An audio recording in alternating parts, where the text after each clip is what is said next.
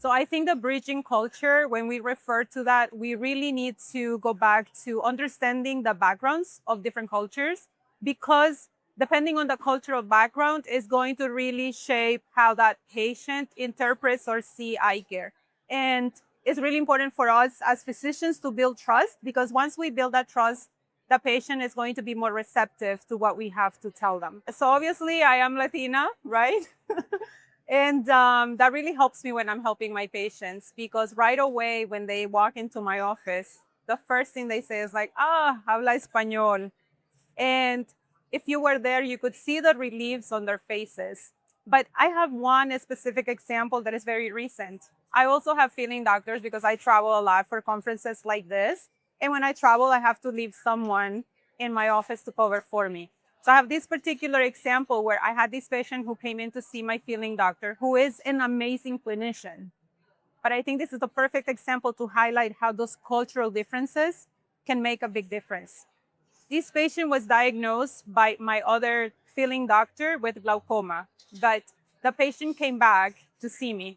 When I saw her chart, I'm reviewing the notes and I see the work of my other clinician, and I was questioning myself. I'm like, why is she here to see me, right? The other doctor did an amazing job. And I bring the patient in, and so I was really confused as to why she was there. And the patient said, oh, doctora, habla español. Qué alivio, right? That means, oh, doctor, you speak Spanish. What a relief. And I said, yes. So how are you doing? I see that you were here very recently. You saw my other doctor, and I see all her notes here. So what questions do you have?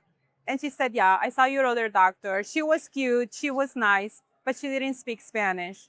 And she tried to explain something to me, but she's like, I just didn't understand. And she was like, that's why I wanted to come back to see you. They told me you speak Spanish, and I wanted to, confirm her diagnosis with you.